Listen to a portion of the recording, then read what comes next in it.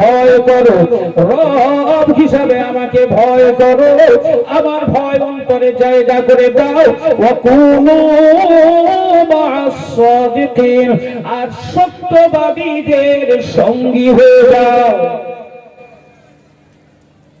সত্যবাদীদের সঙ্গী হওয়ার নির্দেশ আল্লাহ দিয়েছেন, মিথ্যাবাদীদেরকে বর্জন করার নির্দেশ আল্লাহ দিয়েছেন। মিথ্যা থেকে দূরে সরো, সত্যের সঙ্গে সম্পর্ক করো, তাহলে কি হবে?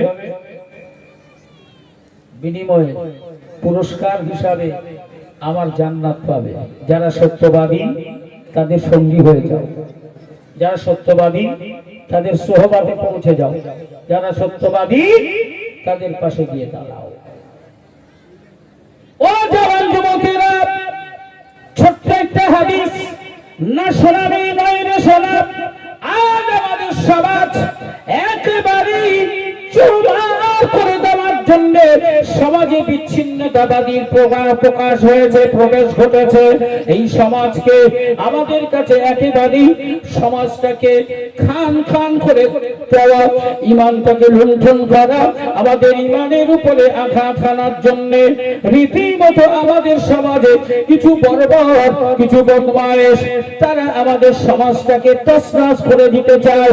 বাপ বেটার মধ্যে মনোমালিন্য, অশান্তি তৈরি করে দেয়, মতভেদ তৈরি করে দেয়, মত পার্থক্য তৈরি করে দেয়। ঠিক এমনি করে সমাজে কিছু উচ্ছৃঙ্খল মানুষের আবির্ভাব হয়েছে, যারা একে অপরের মধ্যে বিভেদ তৈরি করে দেওয়ার জন্য কন্ট্রাক্ট ম্যান হিসাবে কাজ চালায়। আমি আপনাদেরকে এই বিষয়টা নিয়ে আল্লাহ হায়াতে রাখলে একটু পরেই ফিরব। তবে হে সোনার মানিক জওয়ান যুবকেরা, একটা ছোট্ট হাদিস আমাদেরকে শুনতে হবে।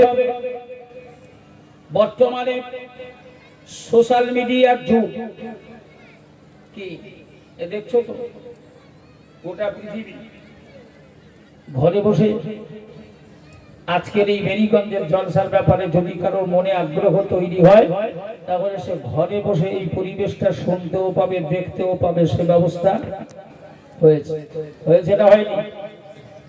এখন এই মেরিগঞ্জে কি হচ্ছে, এটা মুহূর্তের মধ্যে গোটা পৃথিবীর মানুষ তার নিজের ঘরে বসে দেখার সুযোগ পাচ্ছে এই সোশ্যাল মিডিয়ার মাধ্যমে। যে ঠিক এমনি এখন কিছু বদমায়েশ মারকামের কিছু মানুষ, কিছু আলেম বেরিয়েছে সমাজটাকে খান খান করে দেওয়া, ভেঙে নষ্ট করা, সমাজের ঐক্য শেষ করে দেওয়া, মানুষের বিভেদ বিচ্ছেদ লাগিয়ে দেওয়া, মত পার্থক্য তৈরি করা, বিভিন্ন গাঁজাখুরি মশলা মশাইল ঢুকিয়ে দেওয়া, এইসব দায়িত্ব কাঁধে করে নিয়েছে। ঠিক যেমন সোশ্যাল মিডিয়ার মাধ্যমে ওরা 2 মিনিট ইউটিউবের সামনে, ফেসবুকের সামনে, হোয়াটসঅ্যাপের সামনে, টিভির সামনে 2 মিনিটের জন্য আসে, মুখ দেখায়, আর চট করে একটা মশলা ঝেড়ে দিয়েই গোপন হয়ে যায়, ডুব মেরে যায়, আর ওদের খুঁজে পাওয়া যায় না। ঠিক যেমন বর্তমানে একটা সমস্যা, একটা ফিতনা খুব আমাদের সমাজে ছড়িয়েছে বিভিন্ন জায়গায়। আমি মাঝে মধ্যে বলে থাকি